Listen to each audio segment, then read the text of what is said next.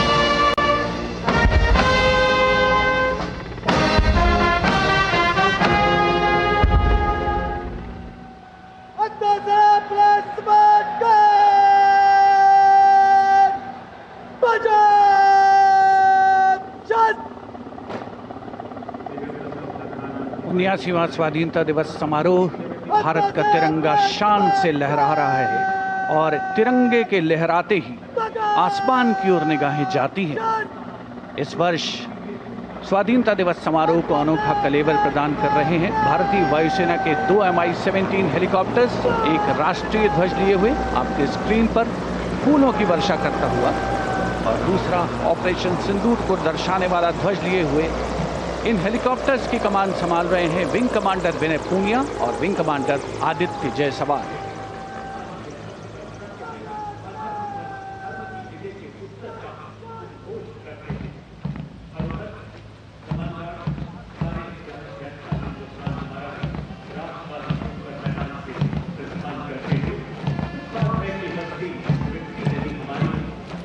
The National Flag Guard smartly marching away.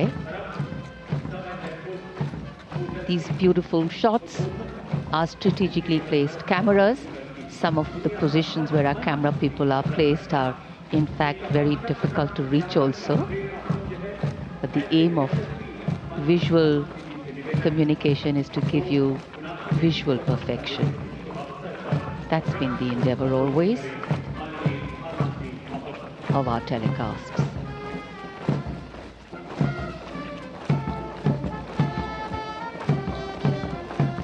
National flag guard के जवान सुनहरी संगीतमय धुन पर अनुशासित ढंग से ज्ञानपथ के सामने से प्रस्थान कर रहे हैं और उत्कंठा से प्रतीक्षा माननीय प्रधानमंत्री महोदय के उद्बोधन की।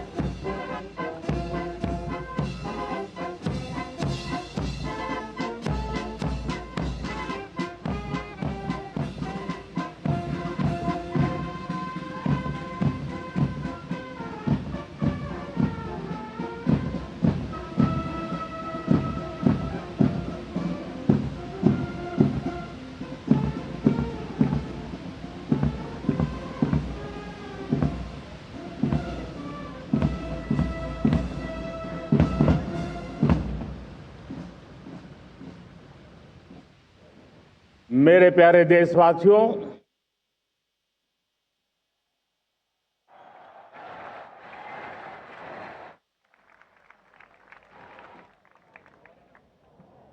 आजादी का ये महापर्व 140 करोड़ संकल्पों का पर्व है। आजादी का ये पर्व सामूहिक सिद्धियों का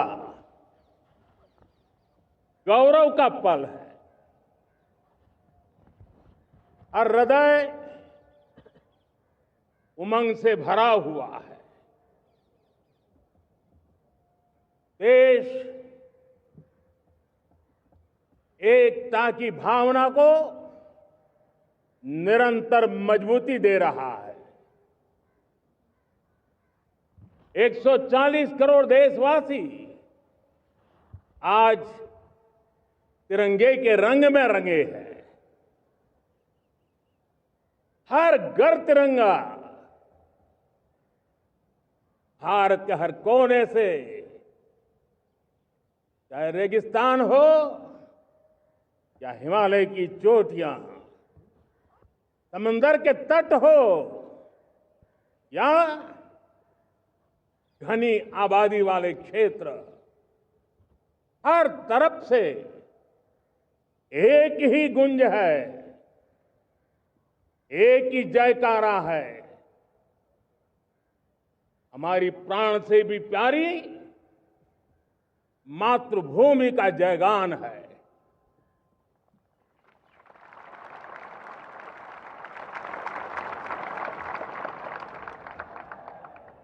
मेरे प्यारे देशवासियों, सन 47 में अनंत संभावनाओं के साथ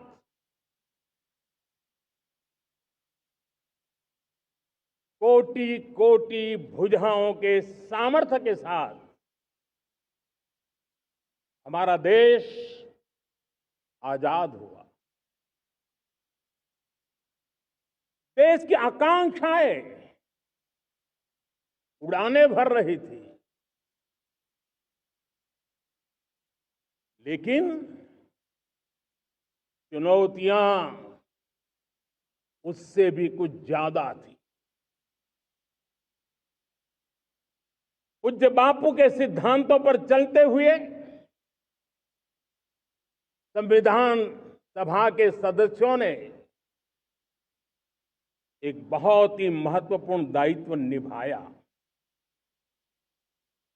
भारत का संविधान गत 75 वर्ष से एक प्रकाश स्तंभ बन करके हमें मार्ग दिखाता रहा है। भारत के संविधान निर्माता अनेक विद महापुरुष डॉक्टर राजेंद्र प्रसाद, बाबा साहब आंबेडकर, पंडित नेहरू, सरदार वल्लभ भाई पटेल, डॉक्टर सर्वपल्ली राधाकृष्णन जी, इतना ही नहीं, हमारी नारी शक्ति का भी योगदान कम नहीं था। हंसा मेहता जी, दाक्षायणी, वेलायुधन जैसी विदुषियों ने भी भारत के संविधान को सशक्त करने में अपनी भूमिका निभाई थी। आज लाल किले की प्राचीर से देश का मार्गदर्शन करने वाले, देश को दिशा देने वाला संविधान के निर्माताओं को आदरपूर्वक नमन करता हूं।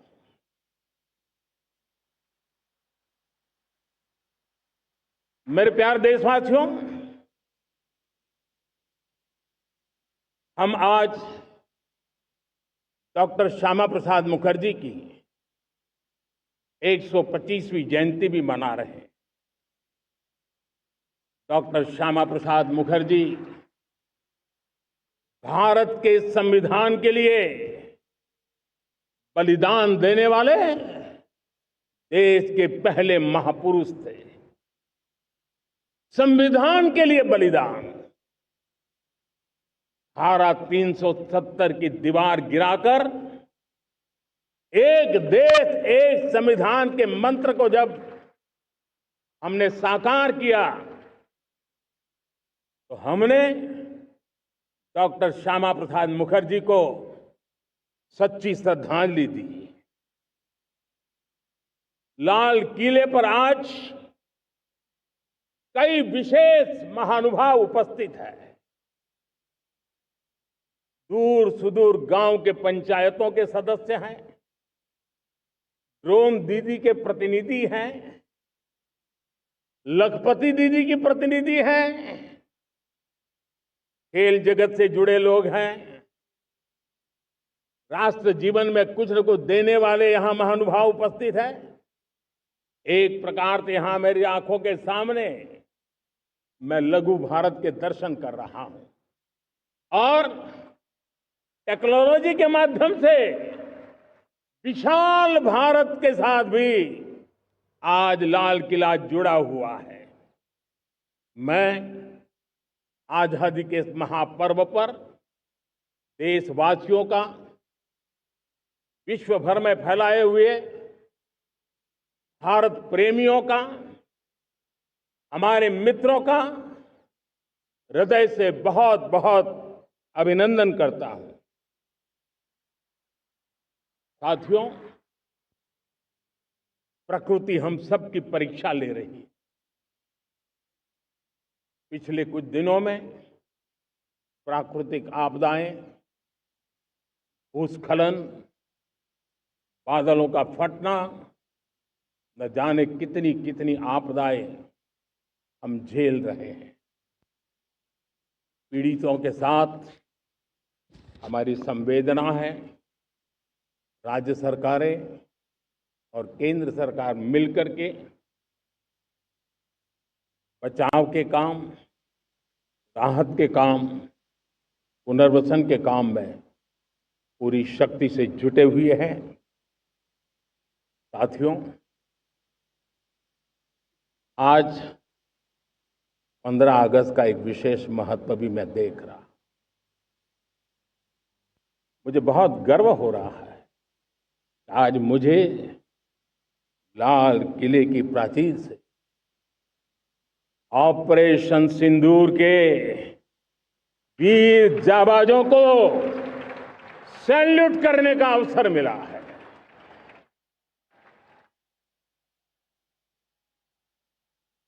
हमारे वीर जाबाज सैनिकों ने दुश्मनों को उनकी कल्पना से परे सजा दी है।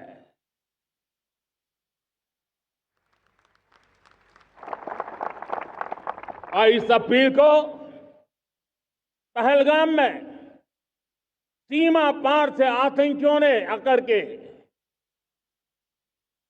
जिस प्रकार का कत्ले आम किया, धर्म पूछ करके लोगों को मारा गया। पत्नी के सामने पति को गोलियां दी, बच्चों के सामने अपने पिता को मौत के घाट उतार दिया गया। पूरा हिंदुस्तान आक्रोश से भरा हुआ था। पूरा विश्व भी इस प्रकार से संहार से चौंक गया था। मेरे प्यारे देशवासियों, ऑपरेशन सिंदूर उसी आक्रोश की अभिव्यक्ति है।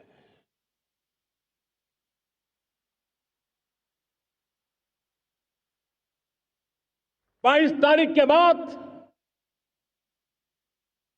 हमने हमारे सेना को खुली छूट दे दी।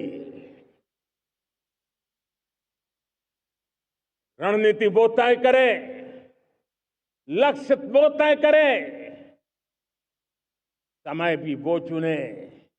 और हमारी सेना ने वो करके दिखाया जो कई दशकों तक कभी हुआ नहीं था। सैकड़ों किलोमीटर दुश्मन की धरती पर घुस करके आतंकी हेडक्वार्टर्स को मिट्टी में मिला दिया। आतंकी इमारतों को खंडहर बना दिया।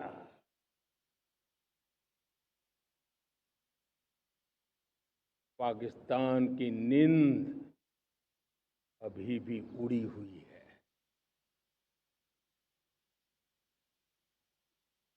पाकिस्तान में हुई तबाही इतनी बड़ी है कि रोज नए नए खुलासे हो रहे हैं, नई नई जानकारियां आ रही हैं। मेरे प्यारे देशवासियों, हमारा देश कई दशकों से आतंक को झेलता आया हुआ है। देश के सीने को छलनी कर दिया गया है। अब हमने एक न्यू नॉर्मल प्रस्थापित किया। आतंक को और आतंकी को पालने पोसने वालों को, आतंकियों को ताकत देने वालों को अब हम अलग अलग नहीं मानेंगे।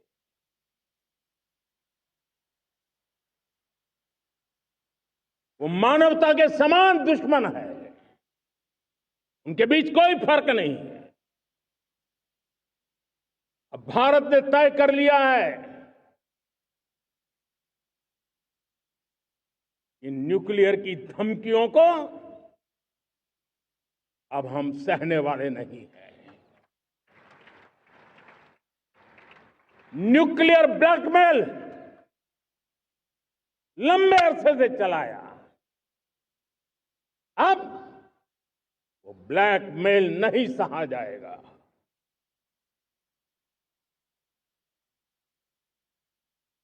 आगे भी अगर दुश्मनों ने ये कोशिश जारी रखी, हमारी सेना तय करेगी, सेना की शर्तों पर, सेना जो समय निर्धारित करे उस समय पर, सेना जो तौर तरीके तय करे उस तौर तरीके से, सेना जो लक्ष्य तय करे उस लक्ष्य को अब हम अमल में ला करके रहने वाले हैं। हम मुंह तोड़ जवाब देंगे। मेरे प्यारे देशवासियों, भारत ने तय कर लिया है, खून और पानी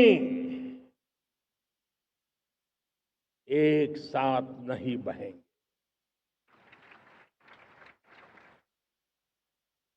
अब देशवासियों को भली भांति पता चला है कि सिंधु का समझौता कितना अन्यायपूर्ण है, कितना एक तरफा है। भारत से निकलती नदियों का पानी दुश्मनों के खेत को सींच रहा है और मेरे देश के किसान, मेरे देश की धरती पानी के बिना प्यासी है।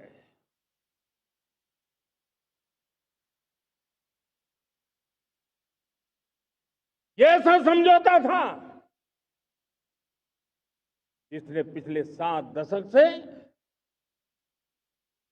मेरे देश के किसानों का अकल्पनीय नुकसान किया है।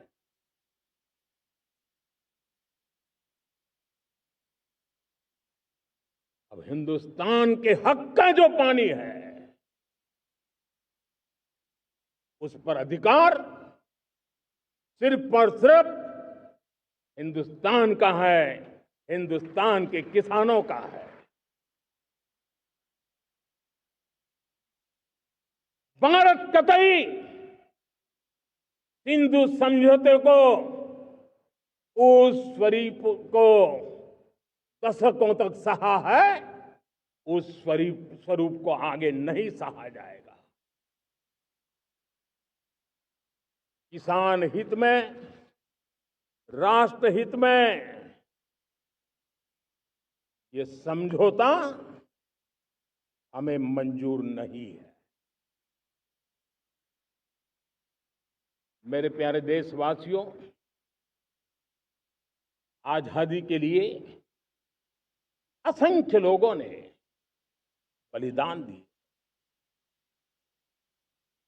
अपनी जवानी खपा दी, जेलों में जिंदगी गुजारी है, फांसी के तख्त पर लटके हैं, कुछ लेने पाने बनने के लिए नहीं, मां भारती के स्वाभिमान के लिए, कोटि कोटि जनों की आजादी के लिए, गुलामी की जंजीरों को तोड़ने के लिए। और मन में एक ही भाव था, स्वाभिमान। साथियों, गुलामी ने हमें निर्धन बना दिया, गुलामी ने हमें निर्भर भी बना दिया। औरों पर हमारी निर्भरता बढ़ती गई। हम सब जानते हैं, आजादी के बाद कोटि कोटि जनों के पेट भरना बड़ी चुनौती थी। लेकिन यही मेरे देश के किसान हैं जिन्होंने खून पसीना एक करके देश के अन्न के भंडार भर दिए।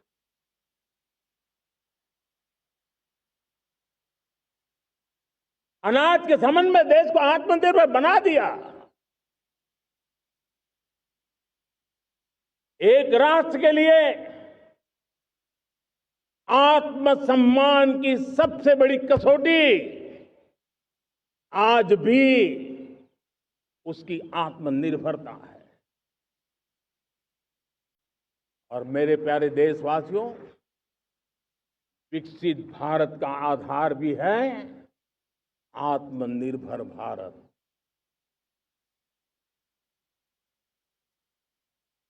जो दूसरों पर ज्यादा निर्भर रहता है उसकी आजादी पर उतना ही बड़ा प्रश्न चिन्ह लग जाता है।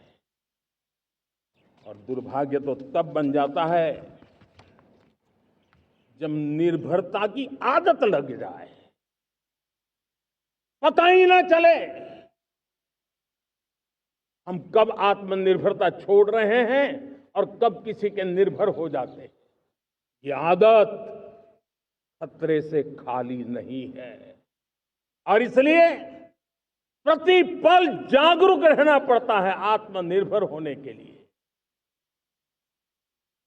और मेरे प्यारे देशवासियों, आत्मनिर्भरता का नाता सिर्फ आयात और निर्यात, रुपये, पैसे, पाउंड, डॉलर यहां तक सीमित नहीं है।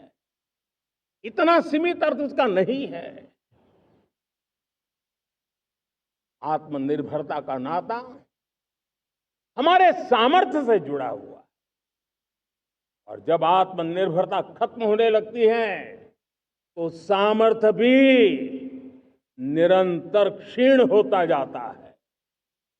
और इसलिए हमारे सामर्थ्य को बचाए रखने, बनाए रखने और बढ़ाए रखने के लिए आत्मनिर्भर होना बहुत अनिवार्य है। साथियों, हमने ऑपरेशन सिंदूर में देखा है मेड इन इंडिया की कमाल क्या थी। दुश्मन को पता तक न चला कि कौन से शस्त्रास्त्र है, ये कौन सा सामर्थ्य है जो पलक भर में उनको नष्ट कर रहा है।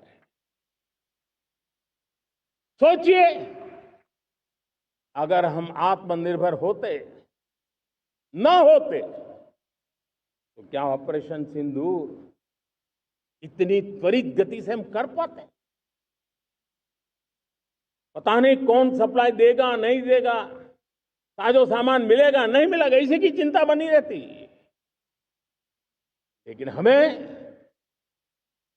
मेड इन इंडिया की शक्ति हमारे हाथ में थी, सेना के हाथ में थी।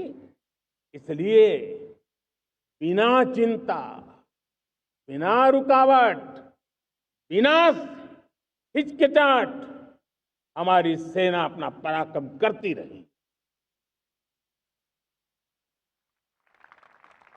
और ये पिछले 10 साल से लगातार डिफेंस के क्षेत्र में आत्मनिर्भरता पर हम एक मिशन लेकर के चले हैं, उसके नतीजे आज नजर आ रहे हैं।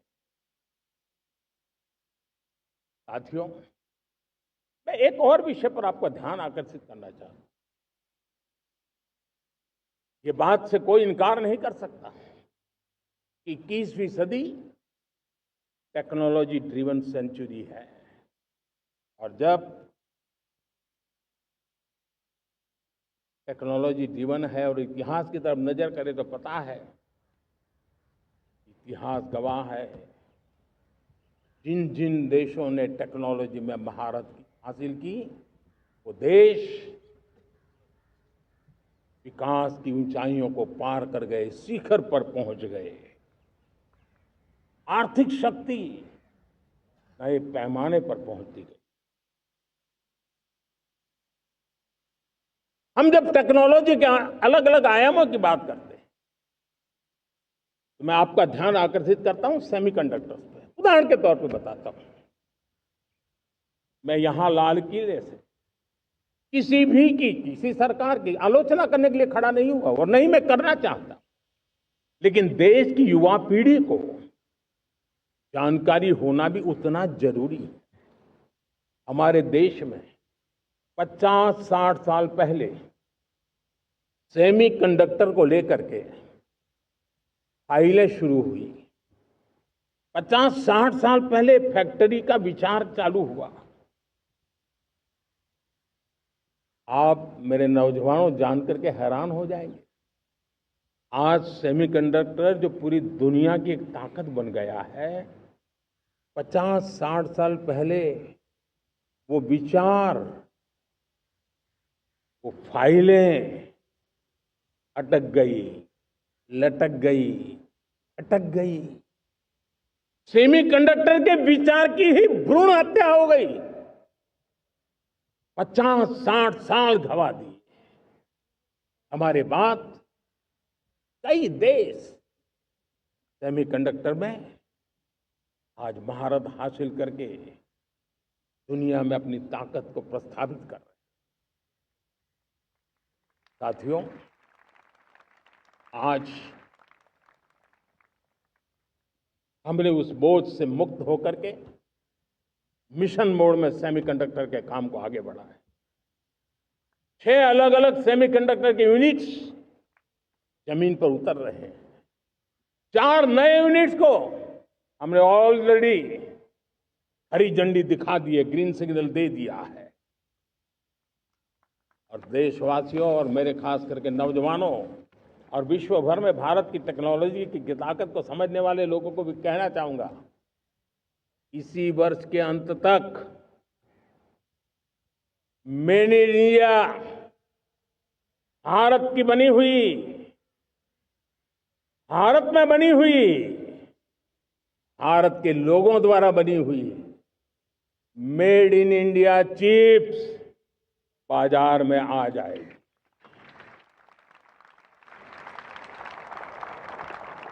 मैं दूसरा उदाहरण देना चाहता हूं।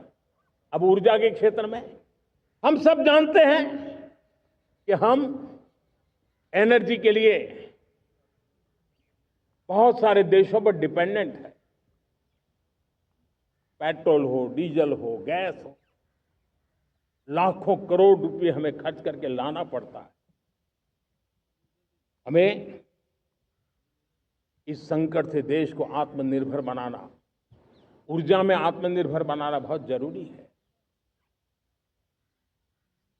हमने बीड़ा उठाया और आज 11 वर्ष में सोलर एनर्जी 30 गुना बढ़ चुकी है।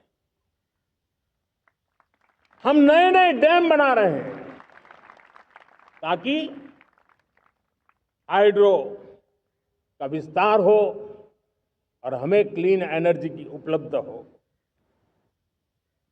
भारत मिशन ग्रीन हाइड्रोजन लेकर के आज हजारों करोड़ रुपए इन्वेस्ट कर रहा है। भविष्य की ऊर्जा को ध्यान में रख करके, ऊर्जा के क्षेत्रों को ध्यान में रख करके भारत न्यूक्लियर एनर्जी पर भी बहुत बड़े इनिशिएटिव ले रहा है। न्यूक्लियर एनर्जी में 10 नए न्यूक्लियर रिएक्टर तेजी से काम कर रहे हैं। 2047 तक, जो कि हमने विकसित भारत का लक्ष्य तय किया है, जब देश की आजादी के 100 साल होंगे, हम परमाणु ऊर्जा क्षमता 10 गुना से भी अधिक बढ़ाने का संकल्प लेकर के आगे बढ़ रहे हैं। मेरे प्यारे देशवासियों, रिफॉर्म एक निरंतर प्रक्रिया है। समयानुकूल परिस्थिति के अनुसार रिफॉर्म करते जाना होता है। हम न्यूक्लियर एनर्जी के क्षेत्र में बहुत बड़े रिफॉर्म लेकर के आए। अब हमने प्राइवेट सेक्टर के लिए भी परमाणु ऊर्जा को उसके द्वार खोल दिए हैं। हम शक्ति को जोड़ना चाहते हैं। मेरे प्यारे देशवासियों, दुनिया जब आज ग्लोबल वार्मिंग को लिए चिंता करती है, तब मैं विश्व को भी बताना चाहता हूं कि भारत ने तय किया था कि हम 2030 तक क्लीन एनर्जी भारत में 50% पहुंचा देंगे। ये लक्ष्य हमारा 2030 तक था। मेरे देशवासियों का सामर्थ्य देखिए, मेरे देशवासियों की संकल्प शक्ति देखिए, मेरे देशवासियों को विकसित भारत बनाने का संकल्प को पूर्ण करने के लिए उनकी दौड़ देखिए। हमने जो लक्ष्य 2030 में तय किया था, वो 50% क्लीन एनर्जी का लक्ष्य 2025 में हमने कर लिया। 5 साल पहले हमने अचीव कर लिया, क्योंकि विश्व के प्रति भी हम उतने ही संवेदनशील हैं, प्रकृति के प्रति भी उतने ही हम जिम्मेवार लोग हैं।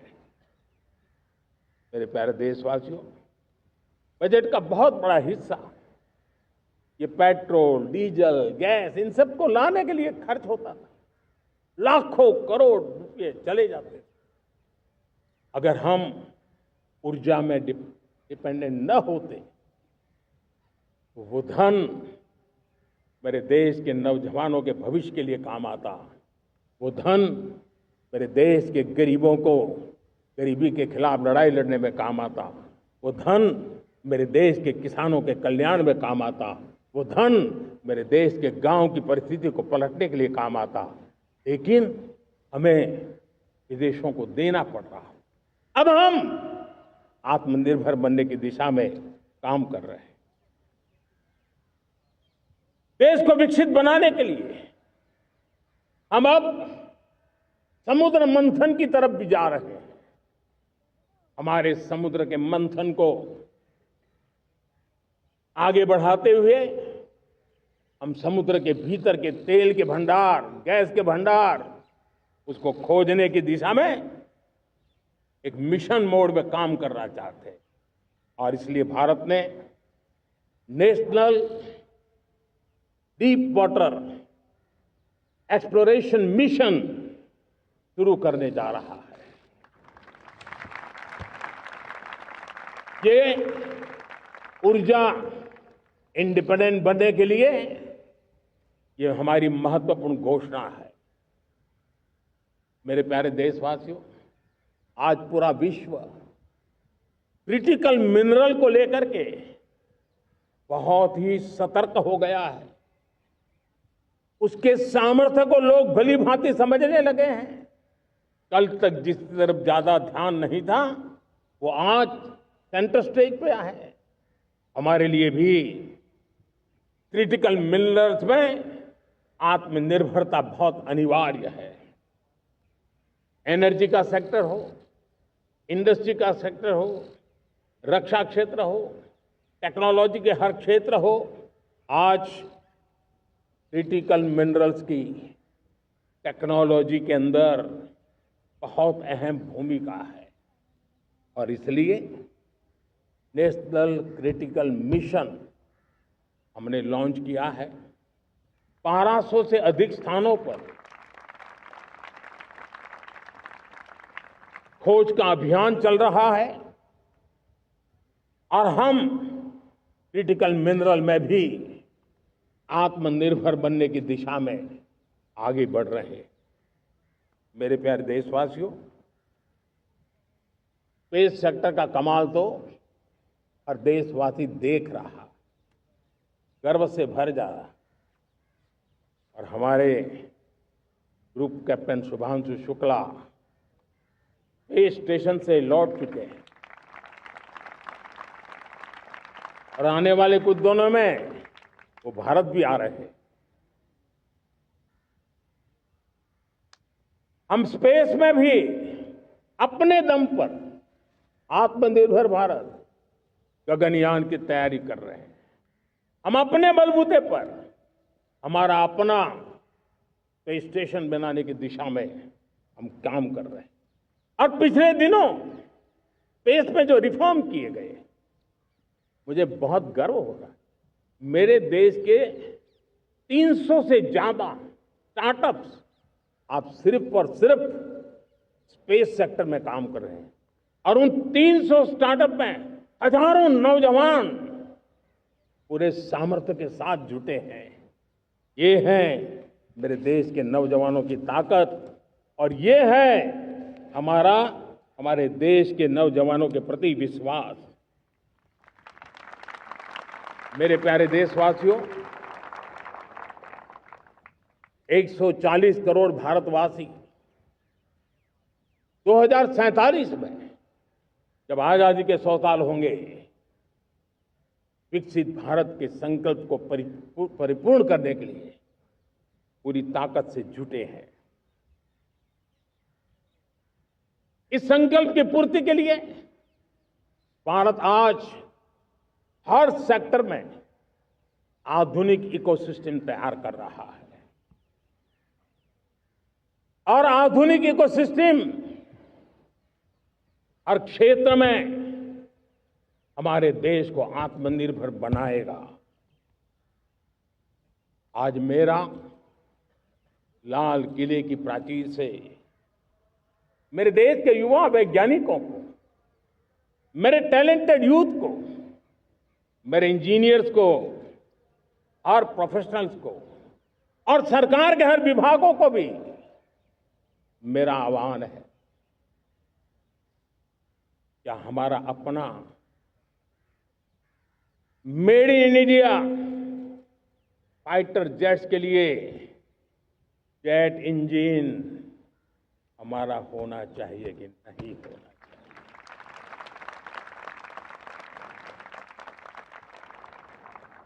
हम फार्मा ऑफ द वर्ल्ड माने जाते हैं। वैक्सीन में हम नए नए विक्रम स्थापित करते हैं, लेकिन क्या समय की मांग नहीं है हम रिसर्च और डेवलपमेंट में और ताकत लगाएं? हमारे अपने पेटेंट हो, हमारी अपनी बनाई हुई मानव जात के कल्याण की सस्ते से सस्ती और सबसे कारगर नई नई दवाइयों की शोध हो, और संकट में साइड इफेक्ट के बिना मानव जात के कल्याण में काम आए। बायो 3 पॉलिसी भारत सरकार ने बनाई है। मैं देश के नौजवानों को कहता हूं, आइए बायो 3 पॉलिसी का अध्ययन करके अब कदम उठाइए। देश का भाग्य बदलना है, आपका सहयोग चाहिए। मेरे प्यारे देशवासियों, आज आईटी का युग है, डेटा की ताकत है। क्या समय की मांग नहीं है? ऑपरेटिंग सिस्टम से लेकर के साइबर सुरक्षा तक, डीप टेक से लेकर के आर्टिफिशियल इंटेलिजेंस तक, सारी चीजें हमारी अपनी हो, इस पर हमारे ही लोगों का सामर्थ्य जुटा हुआ हो, उनकी सामर्थ्य शक्ति का विश्व को परिचय कराएं। साथियों, आज दुनिया में सोशल मीडिया का हो, बाकी प्लेटफॉर्म का हो, दुनिया के प्लेटफॉर्म पर हम काम कर रहे हैं। दुनिया ने हमने दिखा दिया है, यूपीआई का हमारा प्लेटफॉर्म आज दुनिया को अजोबा कर रहा है। हमारे में सामर्थ्य है। रियल टाइम ट्रांजैक्शन में 50% अकेला भारत यूपीआई के माध्यम से करता है। इसका मतलब की ताकत है। क्रिएटिव वर्ल्ड हो, सोशल मीडिया हो, ये जितने भी प्लेटफॉर्म्स हैं, मेरे देश के नौजवानों में चुनौती करता हूं आपको, आइए हमारे अपने प्लेटफॉर्म क्यों ना हो, हम क्यों दूसरों पर निर्भर रहे, क्यों भारत का धन बाहर जाए। और मुझे आपके सामर्थ्य पर भरोसा है। मेरे प्यारे देशवासी, जैसे ऊर्जा के क्षेत्र में हम डिपेंडेंट हैं, वैसा ही देश का दुर्भाग्य है कि फर्टिलाइजर, उसमें भी हमें दुनिया पर निर्भर रहना पड़ता है। मेरे देश के किसान भी फर्टिलाइजर का सही उपयोग कर करके धरती माता की सेवा कर सकते हैं। अनाप शनाप उपयोग से भी धरती मां को बहुत नुकसान पहुंचा रहे हैं। लेकिन साथ साथ मैं देश के नौजवानों को कहना चाहता हूं, देश के उद्योग जगत को कहना चाहता हूं, देश के प्राइवेट सेक्टर को कहना चाहता हूं, आइए हम फर्टिलाइजर के भंडार भर दें, हम नए नए तौर तरीके खोजें और भारत की आवश्यकता के अनुसार हम अपना फर्टिलाइजर तैयार करें। हम औरों पर निर्भर न रहे। साथियों, आने वाला युग ईवी का है। अब ईवी बैटरी क्या हम नहीं बनाएंगे? हम निर्भर रहेंगे? सोलर पैनल की बात हो, इलेक्ट्रिक व्हीकल्स के लिए जिन जिन चीजों की आवश्यकताएं हैं वो हमारी अपनी होनी चाहिए। साथियों, मैं ये इसलिए कहने की हिम्मत करता हूं, क्यों? क्योंकि मुझे देश के नौजवानों के सामर्थ्य पर भरोसा है। और भरोसा सिर्फ वो मेरे देश के नौजवान है इतने मात्र से नहीं है। कोविड के समय हम बहुत सारी चीजों पर निर्भर थे। तो मेरे देश के नौजवानों को कहा गया कि वैक्सीन हमारी अपनी चाहिए, देश ने करके दिखाया। कोविन प्लेटफॉर्म हमारा अपना होना चाहिए, देश ने करके दिखाया। करोड़ों करोड़ों लोगों की जिंदगी बचाने का काम हमने किया है। वही स्पिरिट, वही जज्बा हमें जीवन के हर क्षेत्र में आत्मनिर्भर बनने के लिए अपना सब कुछ देना है। अपना जो बेस्ट है वो हमें दे करके रहना है। साथियों, पिछले 11 साल में एंटरप्रेन्योरशिप, उद्यमशीलता को बहुत बड़ी ताकत मिली। आज लाखों स्टार्टअप्स टियर 2, टियर 3 सिटी में देश की अर्थशक्ति को, देश के इनोवेशन को ताकत दे रहे हैं।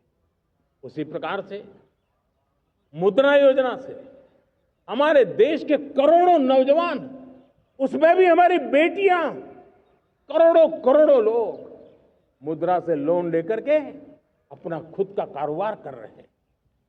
खुद तो अपने पैरों पर खड़े हुए हैं, लेकिन औरों को भी पैरों पर खड़े रहने की ताकत देते हैं। वे भी एक प्रकार से हर व्यक्ति को आत्मनिर्भर बनाने का अवसर दे रही है। मेरे साथियों, विमेन सेल्फ हेल्प ग्रुप किसी का ध्यान नहीं था। पिछले 10 साल में विमेन सेल्फ हेल्प ग्रुप ने कमाल करके दिखाया। आज उनके प्रोडक्ट दुनिया के बाजार में जाने लगे हैं। लाखों करोड़ों का कारोबार हमारे विमेन सेल्फ हेल्प ग्रुप करते हैं। मैंने एक बार मन की बात में खिलौने की बात कही थी। हम करोड़ों करोड़ रुपए के खिलौने विदेश से लाते थे। मैंने ऐसे ही मन की बात में कहा, करे मेरे देश के नौजवानों, ऐसा भी करें नहीं क्या, किलो भी बाहर जाएंगे। और आज मैं गर्व से कहता हूं कि मेरा देश खिलौने एक्सपोर्ट करने लग गया है। यानी देश के सामर्थ्य को हर प्रकार के अवसर मिले, हर रुकावटों से मुक्ति मिले, उसको सर्वाधिक करने के लिए प्रेरित किया जाए। देश कर सकता है। मैं देश के युवाओं से कहता हूं, आइए आप इनोवेटिव आइडियाज लेकर के, आपके आइडियाज को मरने मत देना दोस्तों। आज का आपका आइडिया हो सकता है आने वाली पीढ़ी का भविष्य बना सकता है।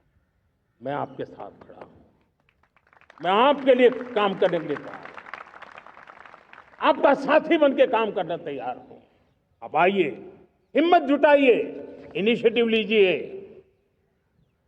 जो युवा मैन्युफैक्चरिंग के बारे में सोचते हैं, आइए आगे बढ़िए। सरकार के नियमों में बदलाव करना है, मुझे बताइए देश रुकना नहीं चाहता है।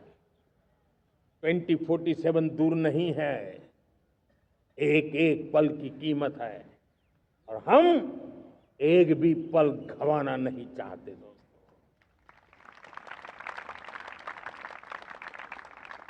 साथियों, ये आगे बढ़ने का अवसर है, बड़े सपने देखने का अवसर है, संकल्प के लिए समर्पित होने का अवसर है। जब सरकार आपके साथ है और मैं स्वयं आपके साथ हूं, तब हम नया इतिहास बना सकते हैं। साथियों, आज नेशनल मैन्युफैक्चरिंग मिशन पर बहुत तेजी से काम हो रहा है।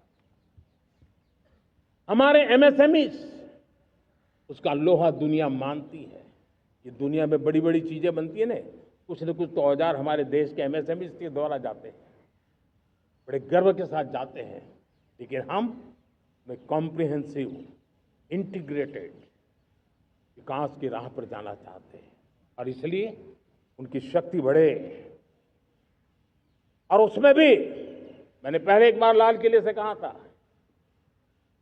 Zero defect zero effect. आज कहना चाहता हूं कि हमें विश्व बाजार में अपने सामर्थ्य का लोहा मनवाना है, तो हमें क्वालिटी में निरंतर नई ऊंचाइयों को पार करना। दुनिया क्वालिटी को स्वीकार करती है, हमारी गुणवत्ता सबसे ज्यादा हो और सरकार के भी प्रयास हो, रॉ मटेरियल की भी उपलब्धि हो, हमारी प्रोडक्शन की कॉस्ट कैसे कम हो, हम उसमें दम रह रहे। और साथियों, हम सभी जो उत्पादन के क्षेत्र में लगे हैं, उन सबका मंत्र होना चाहिए, दाम कम लेकिन दम ज्यादा। हमारी हर प्रोडक्ट का दम ज्यादा हो लेकिन दाम कम हो। इस भाव को लेकर के हमें आगे बढ़ना है। मेरे प्यारे देशवासियों, आजादी के लिए अनगिनत लोगों ने बलिदान दिए हैं। मैंने पहले भी कहा, जवानी खपा दी, फांसी पे लटक गए। क्यों? स्वतंत्र भारत के लिए। 75-100 साल पहले का वो कालखंड याद कीजिए। पूरा देश स्वतंत्र भारत के मंत्र को लेकर के जीता था। आज समय की मांग है, स्वतंत्र भारत का मंत्र लेकर के जीने वालों ने हमें स्वतंत्र भारत दिया। आज 140 करोड़ देशवासियों का एक ही मंत्र होना चाहिए, समृद्ध भारत। अगर कोटि कोटि लोगों के बलिदान से स्वतंत्र भारत हो सकता है, तो कोटि कोटि लोगों के संकल्प से, पुरुषार्थ से, आत्मनिर्भर बनने से, वोकल फॉर लोकल की बात करने से, स्वदेशी का मंत्र को जापने से समृद्ध भारत भी बन सकता है। वो पीढ़ी स्वतंत्र भारत के लिए खप गई थी, ये पीढ़ी समृद्ध भारत के लिए नए कदम उठाए, यही समय की मांग है। और इसलिए मैं आज बार बार आग्रह करता हूं और मैं देश के सभी इन्फ्लुएंसर्स को कहना चाहता हूं, इस मंत्र को आगे बढ़ाने में मेरी मदद कीजिए। मैं सभी राजनीतिक दलों को, राजनेताओं को, सबसे कहता हूं कि आइए, ये किसी राजनीतिक दल का एजेंडा नहीं है, भारत हम सबका है। हम मिलकर के वोकल फॉर लोकल, उस मंत्र को हर नागरिक के जीवन का मंत्र बनाएं। भारत में बनी हुई, भारत के नागरिकों के पसीने से बनी हुई वो चीजें जिसमें भारत की मिट्टी की महक हो और जो भारत के आत्मनिर्भर के संकल्प को ताकत देता हो, हम उसी को खरीदेंगे, हम उसी का उपयोग करेंगे। हम उस दिशा में आगे आए, यह हमारा सामूहिक संकल्प हो। देखते ही देखते हम दुनिया बदल देंगे दोस्तों।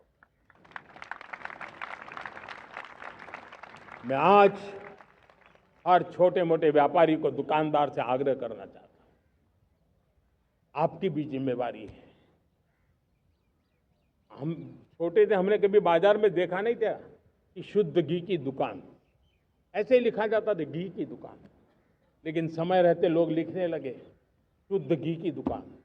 मैं चाहता हूं देश में ऐसे व्यापारी आगे आए, ऐसे दुकानदार आए कि हाँ स्वदेशी माल बिकता है, वो बोर्ड लगा रहे। हम स्वदेशी का गर्व करने लगे। हम स्वदेशी मजबूरी में नहीं, मजबूती के साथ उपयोग करेंगे, मजबूती के लिए उपयोग करेंगे और जरूरत पड़ी तो औरों को मजबूर करने के लिए उपयोग करेंगे। ये हमारी ताकत होनी चाहिए, ये हमारा मंत्र होना चाहिए। मेरे प्यारे देशवासियों,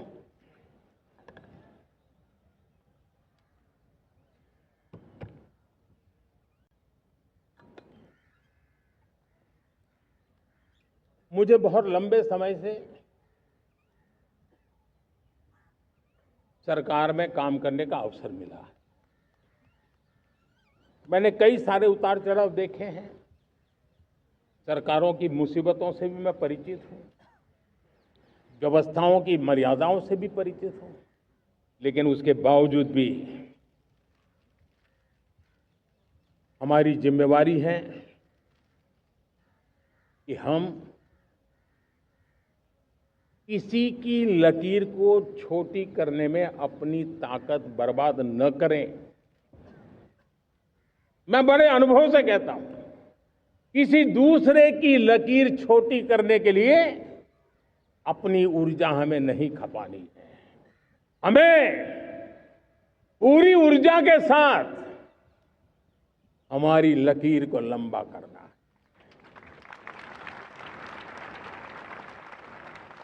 हम अगर अपनी लकीर लंबी करते हैं तो दुनिया भी हमारा लोहा मानेगी। आज जब वैश्विक परिस्थितियों में आर्थिक स्वार्थ दिनों दिन बढ़ रहा है, तब समय की मांग है कि हम उन संकटों के रोते बैठने की जरूरत नहीं है। हिम्मत के साथ हम अपनी लकीर को लंबी करें। और मैं 25 साल के शासन के अनुभव से कह सकता हूं, अगर ये रास्ता हमने चुन लिया, हर किसी ने चुन लिया, तो फिर कोई स्वार्थ हमें अपनी चंगुल में नहीं फंसा सकता है। मेरे प्यारे देशवासियों, बीता दशक रिफॉर्म, परफॉर्म, ट्रांसफॉर्म कर रहा है। लेकिन अब हमें और नई ताकत से जुड़ना है। पिछले दिनों हमने कई रिफॉर्म्स किए। एफडीआई हो, इंश्योरेंस कंपनी की बात हो, विश्व की यूनिवर्सिटीज को भारत के अंदर स्थान देने की बात हो, कई रिफॉर्म्स किए हैं। 40,000 से ज्यादा अनावश्यक कंप्लायंसेस को हमने खत्म किया है। इतना ही नहीं, 1500 से अधिक पुराने कानून जो बाबा आदम के जमाने के थे, उन सबको हमने खत्म कर दिया है। हमने दर्जनों कानूनों को सरल करने के लिए संसद में जाकर के जनता के हितों को सर्वोपरि रख करके बदलाव किए हैं। इस बार भी हो हल्ला के बीच लोगों तक बात पहुंची नहीं होगी, लेकिन एक बहुत बड़ा रिफॉर्म इनकम टैक्स एक्ट में हुआ है। करीब 280 से ज्यादा धाराएं हमने समाप्त करने का निर्णय किया है। और साथियों, सिर्फ आर्थिक मोर्चे पर ही रिफॉर्म नहीं, हमने नागरिक के जीवन को भी आसान बनाने के लिए रिफॉर्म किए। इनकम टैक्स रिफंड की बात हो, रिफॉर्म का परिणाम है। फेसलेस असेसमेंट की बात हो, रिफॉर्म का परिणाम है। 12 लाख तक आज इनकम टैक्स से मुक्ति दे देना, देश का जो भविष्य बनाने में उत्सुक है, ऐसा मेरा मध्यम वर्ग का परिवार आज पुला नहीं समा रहा है। कभी किसी ने सोचा नहीं था कि 12 लाख रुपए तक का इनकम टैक्स पर जीरो कर दिया जाएगा। आज कर लिया है। जब देश का सामर्थ्य बढ़ता है तो देशवासियों को लाभ मिलता है। अंग्रेजों के जमाने से दंड संहिता में हम दबे पड़े थे। दंड का भय दिखा करके जीवन चल रहा था। 75 साल आजादी के ऐसे ही गए। हमने दंड संहिता को खत्म कर दिया, न्याय संहिता को ले आए हैं। न्याय संहिता में भारत के नागरिक के प्रति विश्वास का भाव है। भारत के नागरिक के अंदर अपनेपन का भाव है, संवेदनशीलताओं से भरा हुआ है। हमने रिफॉर्म की यात्रा को तेज करने के लिए बीड़ा उठाया। हम बहुत तेजी से आगे बढ़ना चाहते हैं। मैं चाहता हूं देशवासियों, देश के लिए कर रहा हूं, मैं मेरे लिए नहीं कर रहा हूं, किसी का बुरा करने के लिए नहीं कर रहा हूं। मेरे राजनीतिक दल, मेरे प्रतिस्पर्धी साथी भी देश की इस उज्जवल भविष्य के लिए आगे आए, हमारा साथ दें। स्ट्रक्चरल रिफॉर्म्स की बात हो, रेगुलेटरी रिफॉर्म्स की बात हो, पॉलिसी रिफॉर्म की चर्चा हो, प्रोसेस रिफॉर्म की चर्चा हो, प्रोसीड्यूरल रिफॉर्म्स करने की जरूरत हो, हर प्रकार के रिफॉर्म्स ये आज हमने मकसद बना करके चले हैं। और मेरे प्यारे देशवासियों, नेक्स्ट जनरेशन रिफॉर्म्स के लिए हमें एक टास्क फोर्स गठित करने का निर्णय किया है। ये टास्क फोर्स समय सीमा में इस काम को पूरा करे। वर्तमान नियम, कानून, नीतियां, रीतियां 21वीं सदी के अनुकूल, वैश्विक वातावरण में अनुकूल और भारत को 2047 में विकसित राष्ट्र बनाने के संदर्भ में नए सिरे से तैयार हो और उसका समय सीमा में अपना कार्य पूरा करने के लिए इस टास्क फोर्स की रचना की है। साथियों, ये रिफॉर्म के कारण जो नए लोग अपना भविष्य बनाने चाहते हैं उनको तो हिम्मत मिलेगी। हमारे स्टार्टअप्स हो, हमारे लघु उद्योग हो, हमारे गृह उद्योग हो, उन लोग उद्यमियों को उनकी कंप्लायंस कॉस्ट बहुत कम हो जाएगी और उसके कारण उनको एक नई ताकत मिलेगी।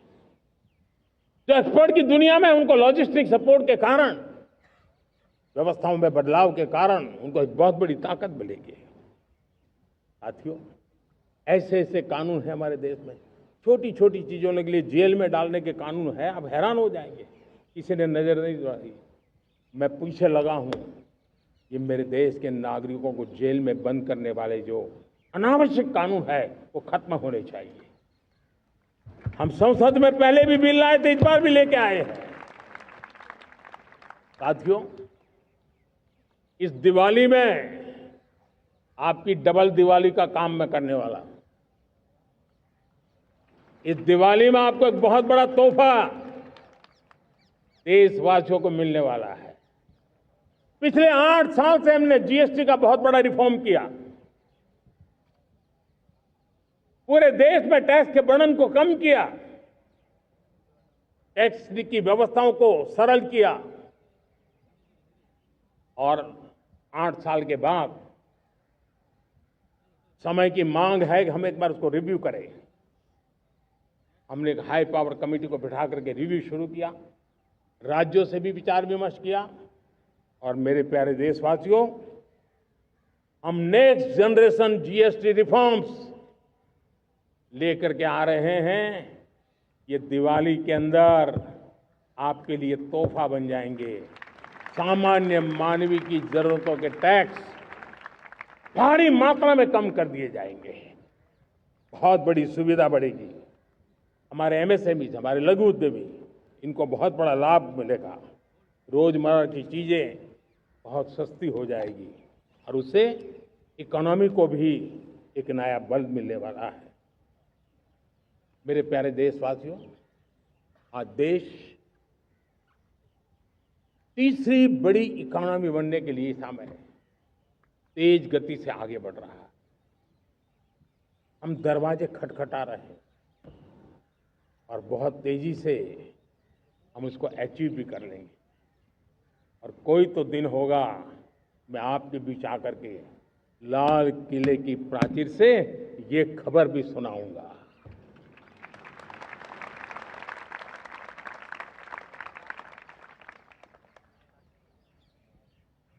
आज भारत की अर्थव्यवस्था और आर्थिक स्थिति को लेकर पूरी दुनिया आश्वस्त है। इतनी अस्थिरता के बीच आशा की किरण बना हुआ है भारत का फाइनेंशियल डिसिप्लिन, भारत की फाइनेंस की ऊर्जा।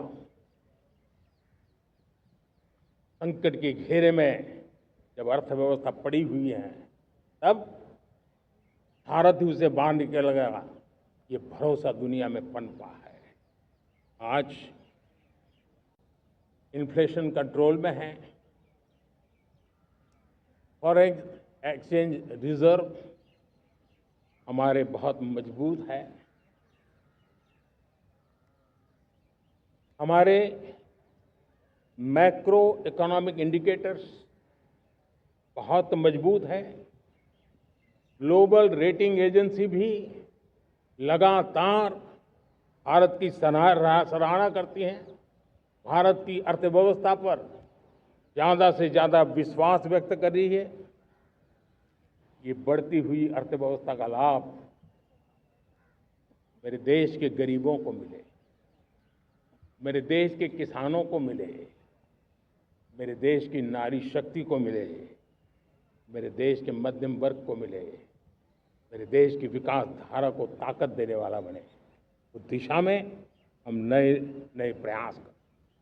आज युवाओं के लिए नए नए सेक्टर्स में हमारे नौजवानों के लिए अवसर बन रहे हैं। स्किल डेवलपमेंट, स्वरोजगार, बड़ी बड़ी कंपनियों में इंटर्नशिप, इस पर एक बहुत बड़े स्तर पर अभियान चल रहा है। और इसलिए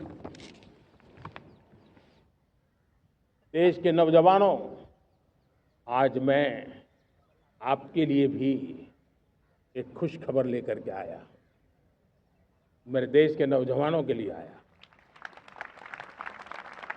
आज 15 अगस्त है।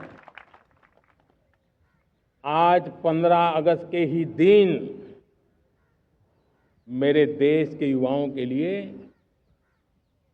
1 लाख करोड़ रुपए की योजना हम चालू कर रहे हैं, लागू कर रहे हैं। आज से प्रधानमंत्री विकसित भारत रोजगार योजना आज ही 15 अगस्त को लागू हो रही है। ये आपके लिए बहुत खुशखबरी है। इस योजना के तहत निजी क्षेत्र में पहली नौकरी पाने वाले नौजवान को, बेटे बेटी को 15,000 रुपया सरकार की तरफ से दिए जाएंगे। कंपनियों को भी नए रोजगार देने के अवसर जो भी ज्यादा जुटाएगा उनको भी प्रोत्साहन राशि दी जाएगी। प्रधानमंत्री विकसित भारत रोजगार योजना करीब करीब 3.5 करोड़ नौजवानों को रोजगार के नए अवसर बनाएगी। मैं सभी नौजवानों को इसके लिए बहुत बहुत बधाई देता हूं। मेरे प्यारे देशवासियों, आज भारत में नारी शक्ति का लोहा हर कोई मानने लगा। बढ़ती इकोनॉमी की लाभार्थी हमारी नारी है, लेकिन बढ़ती इकोनॉमी को गति देने में भी हमारी नारी का बहुत बड़ा योगदान भी, हमारी मातृशक्ति का योगदान है, हमारी स्त्री शक्ति का योगदान है। स्टार्टअप से लेकर स्पेस सेक्टर तक हमारी बेटियां छाई हुई हैं, खेल के मैदान में छाई हुई हैं, खोज में चमक रही है। आज गर्व के साथ नारी कंधे से कंधा मिला करके देश की विकास यात्रा में भागीदार हो रही। देश गर्व से भर गया जब एनडीए की विमेन कैडेट्स उनका पहला पास आउट हुआ था। पूरा देश गर्व से भर गया था, सारे टीवी चैनल उसी के पीछे लगे हुए थे। कितने बड़े गौरव की पल थी। Self help group, 10 crore self help group की बहनें क्या कमाल कर रही है। नमो ड्रोन दीदी नारी शक्ति की एक नई पहचान बनी। गांव में मुझे एक बहन मिली, वो कहती मुझे अब तो गांव वाले पायलट कह करके बुलाते हैं। बड़े गर्व से कह रहे, ज्यादा पढ़ी लिखी नहीं थी लेकिन उसका रतबा पैदा हुआ है। साथियों, हमने 3 करोड़ महिलाओं को लखपति दीदी बनाने का संकल्प लिया था। 3 करोड़। और मुझे आज संतोष है कि हम तेज गति से काम कर रहे हैं। समय से पहले 3 करोड़ का लक्ष्य पार कर लेंगे। और आज मैं खुशी से देश को बताना चाहता हूं कि मेरे नारी शक्ति का सामर्थ्य देखिए। देखते ही देखते 2 करोड़ महिलाएं लखपति दीदी बन चुकी है। आज कुछ लखपति दीदी हमारे सामने बैठी है। ये है मेरे सामर्थ्य। और मेरा विश्वास है दोस्तों, भारत की विकास यात्रा में उनकी भागीदारी बढ़ने वाली। मेरे प्यारे देशवासियों, मेरे देश के किसानों का भारत की अर्थव्यवस्था में बहुत बड़ा योगदान है। भारत के किसानों की मेहनत रंग ला रही है। पिछले साल अनाज के उत्पादन में मेरे देश के किसानों ने के पुराने सारे विक्रम तोड़ दिए। ये सामर्थ्य है मेरे देश का। इतनी ही जमीन, लेकिन व्यवस्थाएं बदली, पानी पहुंचने लगा, अच्छे सीड्स मिलने लगे, किसानों को अच्छी सुविधाएं मिलने लगी, तो वो अपना सामर्थ्य देश के लिए बढ़ा रहा है। आज भारत दूध, दाल, जूट जैसे उत्पादन में नंबर 1 है दुनिया में। आज दुनिया का दूसरा सबसे बड़ा फिश प्रोड्यूसर। मेरे मछुआरा भाई बहनों की ताकत देखिए। फिश प्रोड्यूशन में दुनिया में हम दूसरे नंबर पर पहुंच चुके हैं। आज भारत चावल, गेहूं, फल और सब्जी के उत्पादन में भी दुनिया में दूसरे नंबर पर पहुंच चुका है। साथियों, आपको खुशी होगी, मेरे देश के किसान जो पैदावार देते हैं, आज वो उत्पादन दुनिया के बाजार में पहुंच रहा है।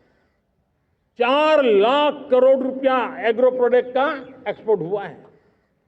ये मेरे देश के किसानों ने हमें ताकत दिखाई है। हम छोटे किसान हो, पशुपालक हो, मछुआरे हो, देश के विकास की अनेक योजनाओं का लाभ आज हम उन तक पहुंचा रहे हैं। पीएम किसान सम्मान निधि हो, रेन वाटर हार्वेस्टिंग हो, सिंचाई की योजनाएं हो, क्वालिटी सीड्स हो, फर्टिलाइजर की आवश्यकता हो, हर क्षेत्र में आज और किसान को एक भरोसा हो गया है फसल बीमा का। वो साहसिक बना रहा, उसका परिणाम भी देश को मिल रहा है। जो पहले कल्पना की बात थी आज हकीकत बन गई है। देशवासियों, हमारे देश के पशुधन को बचाने के हमें कोविड की वैक्सीन मुफ्त में मिली, वो तो याद है, लेकिन हम पशुधन के लिए भी अब तक 125 डोज मुफ्त में पशुओं को लगा चुके हैं। फूट एंड माउथ डिसीज से मुक्ति पाने के लिए, जो हमारा यहाँ उत्तर भारत में उसे खुरपका मुंहपका बीमारी कहते हैं, उसे बचाने के लिए 125 करोड़ डोज हम लगा चुके हैं और मुफ्त में लगा चुके हैं। हम खेती के मामले में देश के वो जिले जहां के किसान औरों से पीछे रह गए, किसी न किसी कारण से 100 जिले ऐसे हैं जहां अपेक्षाकृत कम खेती है, और इसलिए हमने 100 जिले आइडेंटिफाई किए हैं पूरे देश में से, और वहां के किसानों को एम्पावर करना, किसानों को शक्ति देना, किसानों को मदद करने का एक अभियान चलाया है। और इसके लिए पीएम धन धान्य कृषि योजना का आरंभ किया है। पीएम धन धान्य कृषि योजना, वो देश के 100 जिले जहां थोड़ी सी भी मदद कर देंगे तो वहां का किसान भी भारत के अन्य किसानों की बराबरी कर देगा। मेरे प्यारे देशवासियों, भारत के किसान, भारत के पशुपालक, भारत के मछुआरे, ये हमारी सबसे बड़ी प्राथमिकता है। भारत के किसान, भारत के मछुआरे, भारत के पशुपालक, उनसे जुड़ी किसी भी अहितकारी नीति के आगे मोदी दीवार बन के खड़ा है।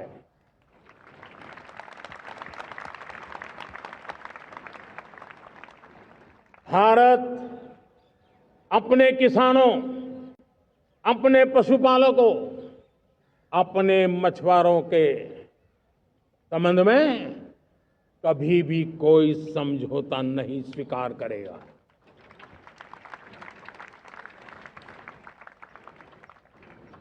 प्यारे देशवासियों, गरीबी क्या होती है मुझे किताबों में पढ़ना नहीं पड़ा है, मैं जानता।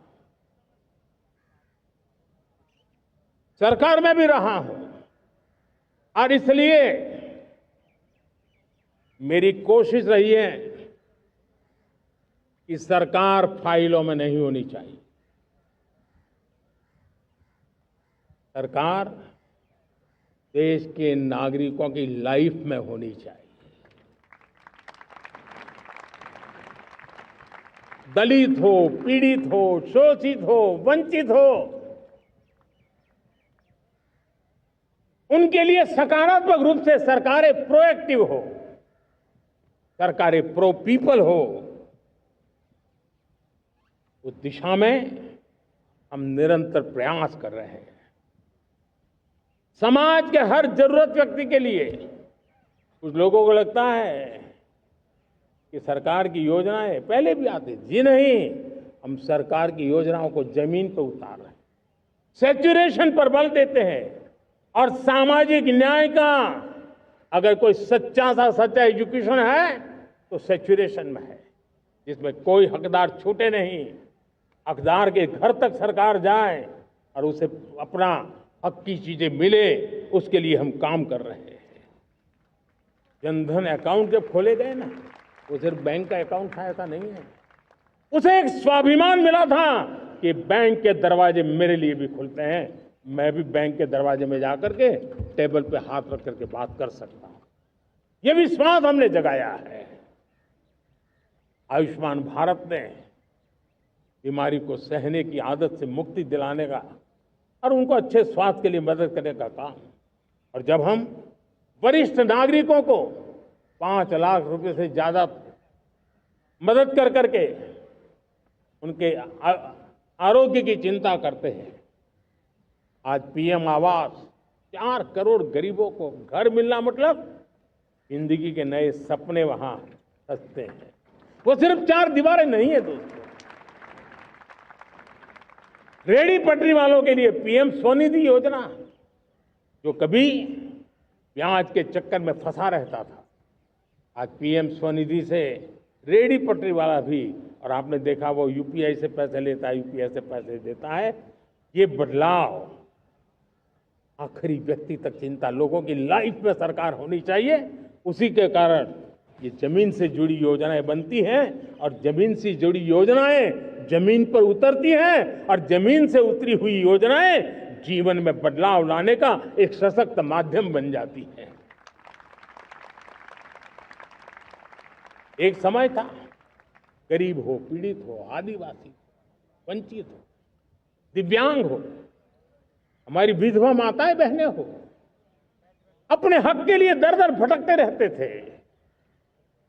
सरकारी दफ्तरों में चक्कर लगाते लगाते जिंदगी पूरी हो जाती। आज सरकार आपके दरवाजे पर आती है, सैचुरेशन के अप्रोच को लेकर के आती है, करोड़ों लाभार्थियों को सरकारी योजनाओं का लाभ मिल रहा है, डायरेक्ट बेनिफिट ट्रांसफर एक बहुत बड़ा क्रांतिकारी काम हुआ है। साथियों, गरीबी हटाओ के नारे देश ने बहुत सुने हैं, लाल किले से भी सुने, और देश सुन सुन करके थक गया था और देश ने मान लिया था कि गरीबी हट नहीं सकती है। लेकिन जब हम योजनाओं को गरीब के घर तक ले जाते हैं, विश्वास को गरीब के मन में हम पैदा करते हैं, तब मेरे देश के 25 करोड़ गरीब गरीबी को परास्त कर करके, गरीबी से बाहर निकल करके एक नया इतिहास बनाते हैं। आज 10 करोड़ गरीब और 10 वर्ष में 25 करोड़ से ज्यादा गरीब गरीबी को परास्त कर करके गरीबी से बाहर निकले हैं और एक न्यू मिडिल क्लास तैयार हुआ है। मेरे साथियों, ये न्यू मिडिल क्लास और मिडिल क्लास एक ऐसी जुगलबंदी है जिसमें एस्पिरेशन भी है, एफर्ट भी है। वो देश को आगे बढ़ाने के लिए बहुत बड़ा सामर्थ्य बनने वाली है। मेरे प्यारे देशवासियों, बहुत ही निकट भविष्य में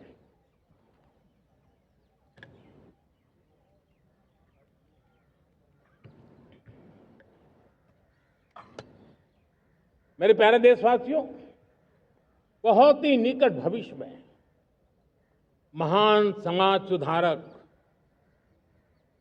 महात्मा ज्योतिबा फुले जी की 200वीं जयंती आ रही है।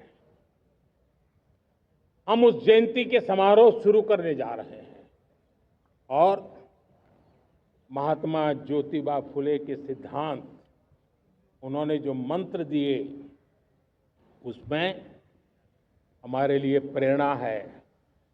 पिछड़े को प्राथमिकता, पिछड़े को प्राथमिकता देते हुए हम परिवर्तन की ऊंचाइयों को प्राप्त करना चाहते हैं। हम इसके लिए परिश्रम की पराकाष्ठा करना चाहते हैं।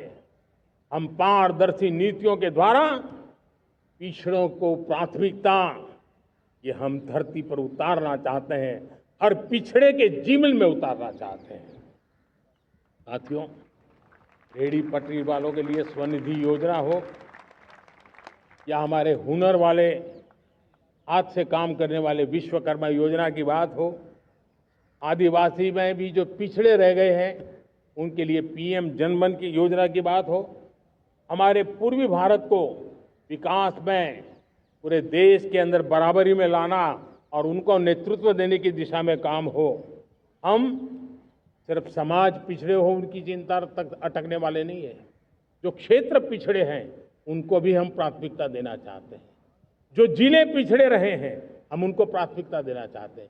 जो ब्लॉक पिछड़े रहे हैं उनको प्राथमिकता देना चाहते हैं। हमने 100 एस्पिरेशनल डिस्ट्रिक्ट, 500 एस्पिरेशनल ब्लॉक, उसी मिशन में काम किया है। हमने पूर्वी भारत के विकास के लिए हजारों करोड़ रुपए के इंफ्रास्ट्रक्चर के प्रोजेक्ट को बल दिया है। हमने पूर्वी भारत के जीवन को बदल करके देश की विकास यात्रा में भागीदार बनने का, मेरे प्यारे देशवासियों, जीवन हर क्षेत्र में विकास होना चाहिए। विकास के लिए खेल का भी महत्व होता है और मुझे खुशी है कि एक जमाना था जहाँ बच्चे खेल में अगर समय लगाते हैं तो माँ बाप ज्यादा पसंद नहीं करते थे। आज एकदम से उलट गया है। अगर बच्चे खेलकूद में आगे आते हैं, रुचि लेते हैं, तो माँ बाप गर्व से भर जाते हैं। मैं इसे एक शुभ संकेत मानता हूं। मेरे देश के परिवार के अंदर खेल को प्रोत्साहन का वातावरण मैं देखता हूं, मेरा मन गर्व से भर जाता है। मैं इसे देश के भविष्य के लिए बहुत शुभ संकेत मानता हूं। और साथियों, इस खेल को बढ़ावा देने के लिए हमने नेशनल स्पोर्ट्स पॉलिसी, कई दशकों के बाद हम देश में खेलो भारत नीति को लेकर के आए हैं ताकि एक खेल जगत का सर्वांगीण विकास का प्रयास हो। स्कूल से लेकर के ओलंपिक तक हम एक पूरा इकोसिस्टम डेवलप करना चाहते हैं, चाहे कोचिंग की व्यवस्था हो, फिटनेस की बात हो, खेल के मैदान हो, खेल की व्यवस्थाएं हो, खेल के लिए आवश्यक साधन हो, लघु उद्योगों को भी खेल के साधन बनाने में मदद करने की बात हो। यानी एक प्रकार से पूरा इकोसिस्टम हम दूर दराज के बच्चों तक पहुंचाना चाहते हैं। लेकिन साथियों, जब मैं फिटनेस की बात करता हूं, जब मैं खेलकूद की बात करता हूं, तब मैं एक चिंता भी आपके सामने रखना चाहता हूं। हमारे देश के हर परिवार को चिंता करनी चाहिए। मोटापा हमारे देश के लिए बहुत बड़ा संकट बनता जा रहा है। आने वाले वर्षों में लोग, जो पंडित लोग हैं वो कहते हैं, जो जानकार लोग कहते हैं, हर तीसरे व्यक्ति में एक व्यक्ति मोटापे का शिकार होगा। हमें मोटापे से बचना है, ओबेसिटी से बचना है। और इसलिए मैंने बाकी सब करना पड़ेगा, लेकिन एक छोटा सा सुझाव दिया था कि परिवार तय करे कि जब खाने का तेल घर में आएगा 10% कम ही आएगा और 10% कम ही उपयोग करेंगे, और हम ओबेसिटी के खिलाफ लड़ाई को जीतने की दिशा में हम अपना योगदान देंगे।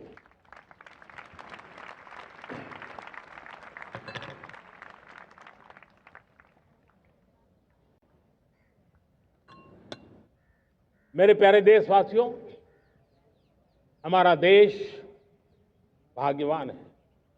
हजारों साल की विरासत के हम धनी हैं और वो हमें निरंतर ऊर्जा मिलती है, प्रेरणा मिलती है, त्याग और तपस्या की राह मिलती है। आज गुरु तेग बहादुर, यह वर्ष गुरु तेग बहादुर जी का 350वां शहीदी वर्ष है। देश की संस्कृति की रक्षा, भारत के मूल्यों की रक्षा के लिए उन्होंने अपना सब कुछ न्योछावर कर दिया। मैं आज उनको नमन करता हूं। साथियों, हमारी संस्कृति की ताकत हमारी विविधता है। हम विविधता को सेलिब्रेट करना चाहते हैं। हम विविधता को सेलिब्रेट करने की आदत बनाना चाहते हैं। यह हमारा गौरव है। ये हमारा भारत माँ का ये बगीचा कितने विविध प्रकार के फूलों से सजा हुआ है, कितनी विविधताएं हैं। ये विविधता हमारे लिए एक बहुत बड़ा, हमारी विरासत है, बहुत बड़ा गौरव है। हमने प्रयागराज के महाकुंभ में देखा भारत की विविधता को कैसे जिया जाता है। एक स्थान पर करोड़ों लोग, एक ही भाव, एक ही प्राण, एक ही प्रयास, दुनिया के लिए बहुत बड़ा अजूबा है। महाकुंभ की वो सफलता भारत की एकता की, भारत के सामर्थ्य की दुहाई देती है। साथियों, हमारा देश भाषाओं की विविधता से बहुत ही भरा हुआ है, पुलकित है। और इसीलिए हमने मराठी, असमिया, बांग्ला, पाली, प्राकृत को क्लासिकल लैंग्वेज का दर्जा दिया है।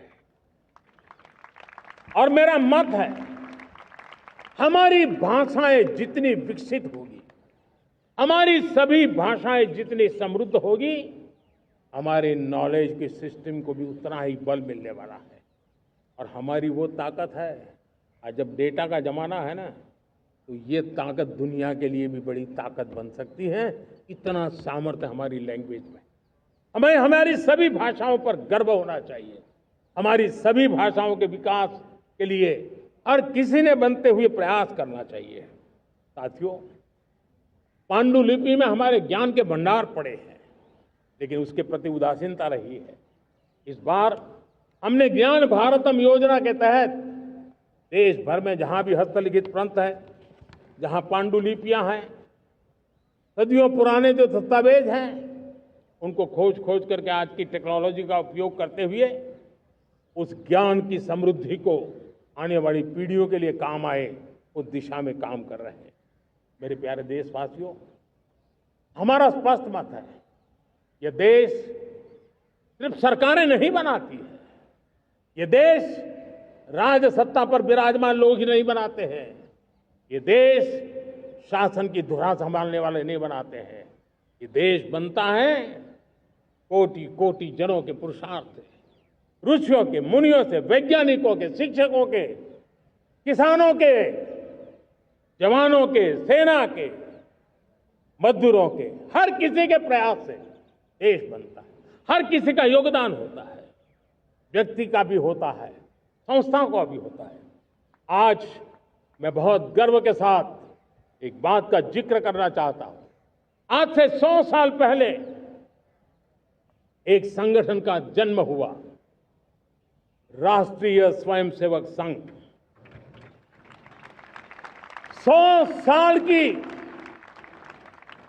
राष्ट्र की सेवा एक बहुत ही गौरवपूर्ण स्वर्णिम पृष्ठ है। व्यक्ति निर्माण से राष्ट्र निर्माण के संकल्प को लेकर के 100 साल तक मां भारती का कल्याण का लक्ष्य लेकर के लक्षावधि स्वयंसेवकों ने मातृभूमि के कल्याण के लिए अपना जीवन समर्पित किया है। सेवा, समर्पण, संगठन और अप्रतिम अनुशासन, ये जिसकी पहचान रही है, ऐसा राष्ट्रीय स्वयंसेवक संघ दुनिया का ये सबसे बड़ा एनजीओ है। एक प्रकार से 100 साल का उसका समर्पण का इतिहास है। आज लाल किले की प्राचीर से 100 साल की इस राष्ट्र सेवा की यात्रा में योगदान करने वाले सभी स्वयंसेवकों को आदरपूर्वक स्मरण करता हूं और देश गर्व करता है राष्ट्रीय स्वयंसेवक संघ की इस 100 साल की भव्य समर्पित यात्रा को, और हमें प्रेरणा देता रहेगा। मेरे प्यारे देशवासियों, हम समृद्धि की ओर जा रहे हैं, लेकिन समृद्धि का रास्ता सुरक्षा से गुजरता है। पिछले 11 वर्षों में राष्ट्र सुरक्षा, राष्ट्र रक्षा, राष्ट्र के नागरिकों की रक्षा, इन सभी मोर्चों पर हमने पूरे समर्पण भाव से काम किया है। हम बदलाव लाने में सफल हुए हैं। यह देश जानता है कि हमारे देश का बहुत बड़ा जनजातीय क्षेत्र नक्सलवाद की चपेट में, माओवाद की चपेट में पिछले कई दशकों से लहूलुहान हो चुका था। सबसे ज्यादा नुकसान मेरे आदिवासी परिवारों को हुआ। आदिवासी माताओं बहनों ने अपने सपने के होनहार बच्चों को खो दिया। नौजवान बेटे गलत रास्ते पर खींच लिए गए, भटकाए गए, उनकी जीवन को तबाह कर दिया गया। हमने फौलादी हाथ से काम लिया। एक समय था, कभी 125 से ज्यादा जिलों में नक्सलवाद अपनी जड़ें जमा चुका था। माओवाद की चंगुल में हमारे जनजातीय क्षेत्र, हमारे जनजातीय नौजवान फंसे हुए थे, और आज 125 जिलों में से कम होते होते हम 20 पर ले आए हैं। उन जनजातीय समाज की सबसे बड़ी हमने सेवा की है।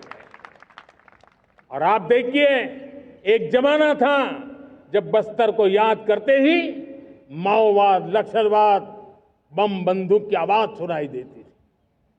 उसी बस्तर में माओवाद नक्सल से मुक्त होने के बाद जब बस्तर के नौजवान ओलंपिक करते हैं, हजारों नौजवान भारत माता की जय बोल करके खेल के मैदान में उतरते हैं, पूरा वातावरण उत्साह से भर जाता है।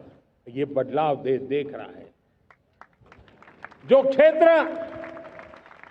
कभी रेड कॉरिडोर के रूप में जाने जाते थे, वो आज विकास के ग्रीन कॉरिडोर बन रहे हैं। साथियों, हमारे लिए गर्व की बात है, भारत के नक्शे में जिन क्षेत्रों को लहूलुहान कर दिया गया था, लाल रंग से रंग दिया गया था, हमने वहां संविधान, कानून और विकास का तिरंगा फहरा दिया है।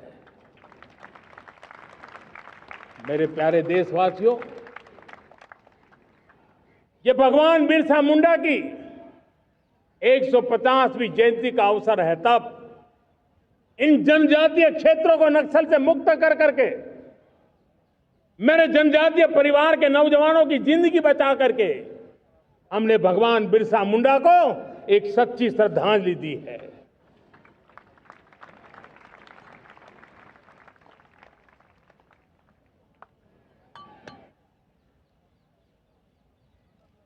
मेरे प्यारे देशवासियों, मैं आज देश के सामने एक चिंता, एक चुनौती के संबंध में आगाह करना चाहता हूं। षड्यंत्र के तहत, सोची समझी साजिश के तहत देश की डेमोग्राफी को बदला जा रहा है। एक नए संकट के बीज बोए जा रहे हैं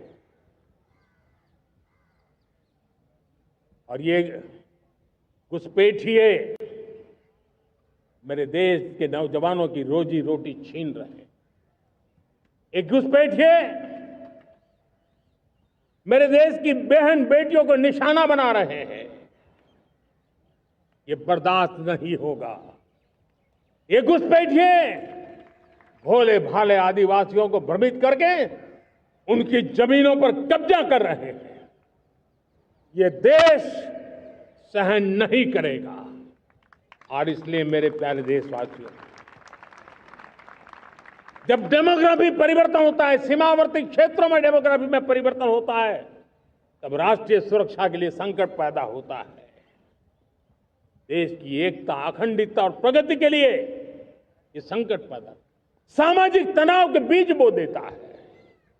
और कोई देश अपना देश घुसपैठियों के हवाले नहीं कर सकता है। दुनिया का कोई देश नहीं कर सकता है, तो हम भारत को कैसे कर सकते हैं? हमारे पूर्वजों ने त्याग और बलिदान से आजादी पाई है, हमें स्वतंत्र भारत दिया है। उन महापुरुषों के प्रति हमारा कर्तव्य है कि हम हमारे देश में ऐसी हरकतों को स्वीकार न करें। उनकी सच्ची श्रद्धांजलि होगी। और इसलिए मैं आज लाल किले की प्राचीर से कहना चाहता हूं, हमने एक हाई पावर्ड डेमोग्राफी मिशन शुरू करने का निर्णय किया है। ये मिशन, इस मिशन के द्वारा ये जो भीषण संकट नजर आ रहा है, भारत पे मंडरा रहा है जो संकट है, उसको निपटाने के लिए तय समय में सुविचारित, सुनिश्चित रूप से अपने कार्य को करेगा। उस दिशा में हम आगे बढ़ रहे हैं। मेरे प्यारे देशवासियों, कल जन्माष्टमी का पावन पर्व है। भगवान श्री कृष्ण का जन्मोत्सव देश में मनाया जाता है। साथियों, जब मुझे भगवान श्री कृष्ण याद आते हैं तो हम देख रहे हैं कि पूरे विश्व में आज युद्ध के तौर तरीके बदल रहे हैं। हमने देखा है कि भारत युद्ध के हर नए तौर तरीकों को निपटने में समृद्ध है। हमने ऑपरेशन सिंदूर में दिखा दिया है। टेक्नोलॉजी में जो भी महारत थी, पाकिस्तान ने हमारे सैन्य ठिकानों पर, हमारे एयरबेस पर, हमारे संवेदनशील स्थानों पर, हमारे आस्था के केंद्रों पर, हमारे नागरिकों पर मिसाइल्स, ड्रोन अनगिनत मात्रा में उन्होंने वार किया। देश ने देखा है, लेकिन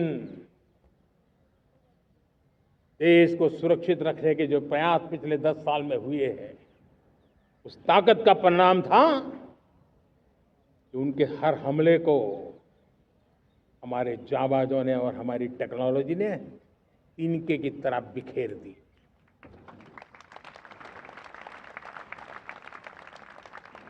रत्ती भर नुकसान नहीं कर पाए। और इसलिए जब युद्ध के मैदान में टेक्नोलॉजी का विस्तार हो रहा है, टेक्नोलॉजी हावी हो रही है, तब राष्ट्र की रक्षा के लिए, देश के नागरिकों की सुरक्षा के लिए हमें भी, हमने जो आज महारत पाई है वो महारत का और विस्तार करने की जरूरत है। हमने आज जो महारत पाई है उसको लगातार अपग्रेडेड करते रहने की आवश्यकता है। और इसलिए साथियों, मैंने एक संकल्प लिया है, मुझे आपके आशीर्वाद चाहिए, कोटि कोटि देशवासियों के आशीर्वाद चाहिए, क्योंकि समृद्धि कितनी ही क्यों न हो, अगर सुरक्षा के प्रति उदासीनता बरतते हैं तो समृद्धि भी किसी काम की नहीं रहती। और इसलिए सुरक्षा का महत्व बहुत बड़ा है।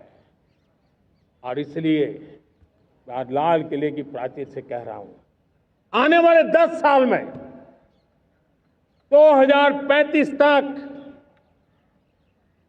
राष्ट्र के सभी महत्वपूर्ण स्थलों, जिनमें सामरिक के साथ साथ सिविलियन क्षेत्र भी शामिल है, जैसे अस्पताल हो, रेलवे हो, जो भी आस्था के केंद्र हो, उन्हें टेक्नोलॉजी के नए प्लेटफॉर्म द्वारा पूरी तरह सुरक्षा का कवच दिया जाएगा। ये सुरक्षा का कवच लगातार विस्तार होता जाए, देश का हर नागरिक सुरक्षित महसूस करे, किसी भी प्रकार की टेक्नोलॉजी हम पर वार करने आ जाए, हमारी टेक्नोलॉजी उससे बेहतर सिद्ध हो।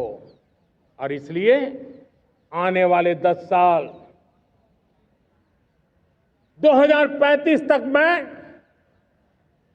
ये राष्ट्रीय सुरक्षा कवच का विस्तार करना चाहता हूं, मजबूती देना चाहता हूं, आधुनिक बनाना चाहता हूं। और इसलिए भगवान श्री कृष्ण से प्रेरणा पाकर के हमने श्री कृष्ण का जो सुदर्शन चक्र था, उस सुदर्शन चक्र की राह को चुना है। आप में से बहुत लोगों को याद होगा,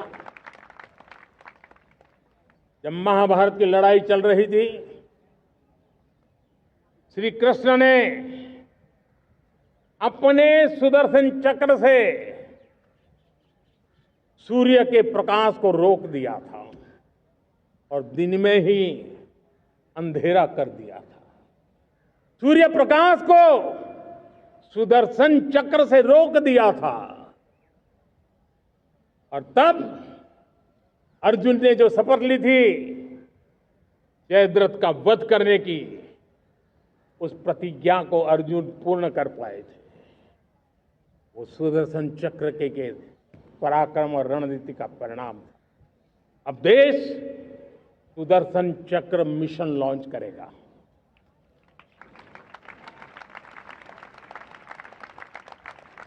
ये मिशन सुदर्शन चक्र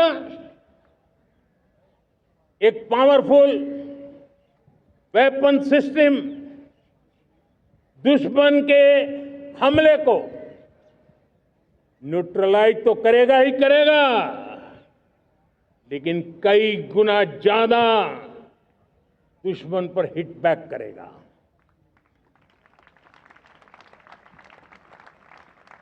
हमने भारत के इस मिशन सुदर्शन चक्र के लिए कुछ मूलभूत बातें भी तय की है।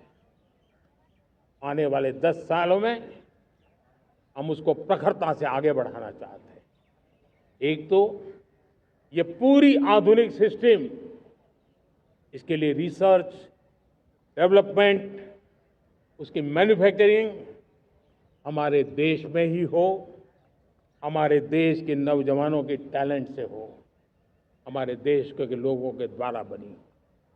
दूसरा, एक ऐसी व्यवस्था होगी जो वॉरफेयर के हिसाब से भविष्य में क्या क्या संभावनाएं हैं उसका हिसाब किताब लगा करके +1 की स्ट्रेटेजी वर्कआउट करेगी।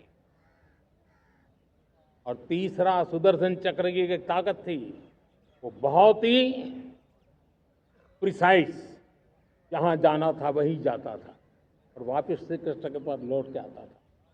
हम इस सुदर्शन चक्र के द्वारा भी टारगेटेड प्रिसाइज एक्शन के लिए भी व्यवस्था को विकसित करने की दिशा में आगे बढ़ेंगे।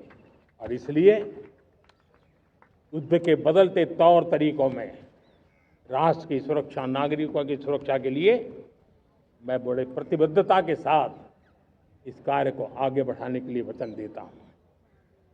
मेरे प्यारे देशवासियों, जब हम लोकतंत्र की बात करते हैं, स्वतंत्र भारत की बात करते हैं, तब हमारा संविधान हमारे लिए सर्वोच्च दीप स्तंभ होता है, हमारा प्रेरणा का केंद्र होता है।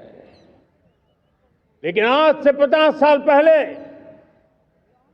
भारत के संविधान का गला घोंट दिया गया था, भारत के संविधान के पीठ पे छुरा भोंक दिया गया था, देश को जेल खाना बना दिया गया था, आपातकाल लगा दिया गया था, इमरजेंसी थोप दी गई थी। इमरजेंसी के 50 साल हो रहे हैं। देश की किसी भी पीढ़ी ने संविधान की हत्या के इस पाप को कभी भूलना नहीं चाहिए। संविधान की हत्या करने वाले पापियों को नहीं भूलना चाहिए।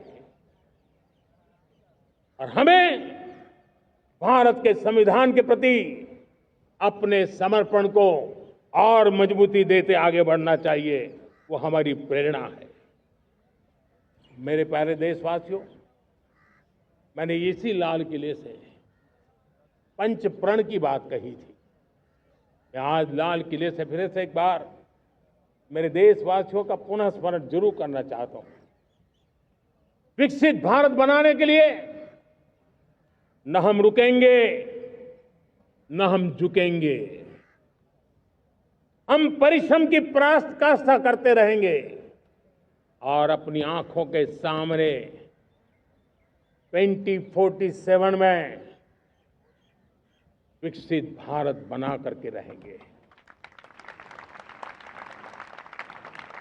मेरे प्यारे देशवासियों, हमारा दूसरा प्रण है कि हम हमारे जीवन में, हमारी व्यवस्थाओं में, हमारे नियम कानून परंपराओं में गुलामी का एक भी कण अब बचने नहीं देंगे।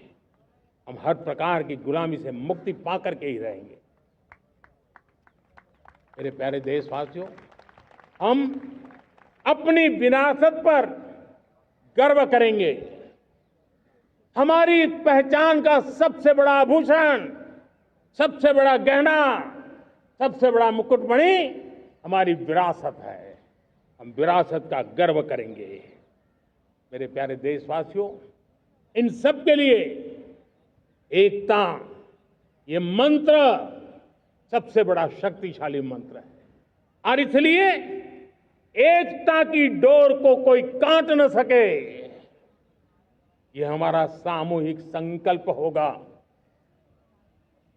मेरे प्यारे देशवासियों, मां भारती के प्रति कर्तव्य निभाना ये पूजा से कम नहीं है, तपस्या से कम नहीं है, आराधना से कम नहीं है। और उसी भाव से हम सब मातृभूमि के कल्याण के लिए परिश्रम की पराकाष्ठा करते हुए 2047 विकसित भारत के लक्ष्य को पार करने के लिए अपने आप को अपा देंगे, अपने आप को झोंक देंगे। जो भी सामर्थ्य है, कोई भी अवसर को छोड़ेंगे नहीं। इतना ही नहीं, नए अवसरों को निर्माण करेंगे और निर्मित करने के बाद हम 140 करोड़ देशवासियों के सामर्थ्य से आगे बढ़ते ही रहेंगे, बढ़ते ही रहेंगे, बढ़ते ही रहेंगे। मेरे प्यारे देशवासियों, हमें याद रखना है, 140 करोड़ देशवासियों को याद रखना है, परिश्रम में जो तपा है, परिश्रम में जो तपा है, उसने ही तो इतिहास रचा है। परिश्रम में जो तपा है, उसने ही तो इतिहास रचा है। जिसने फौलादी चट्टानों को तोड़ा है, जिसने फौलादी चट्टानों को तोड़ा है, उसने ही समय को मोड़ा है। जिसने फौलादी चट्टानों को तोड़ा है, उसने ही समय को मोड़ा है। और समय को मोड़ देने का भी, समय को मोड़ देने का भी यही समय है, सही समय है। मेरे प्यारे देशवासियों, एक बार फिर आप सबको आजादी के इस महान पर्व की अनेक अनेक शुभकामनाएं देता हूं, बहुत बहुत बधाई देता हूं। मेरे साथ बोलेंगे, जय हिंद, जय हिंद, जय हिंद। भारत माता की, भारत माता की, भारत माता की। वंदे, वंदे, वंदे। बहुत बहुत धन्यवाद।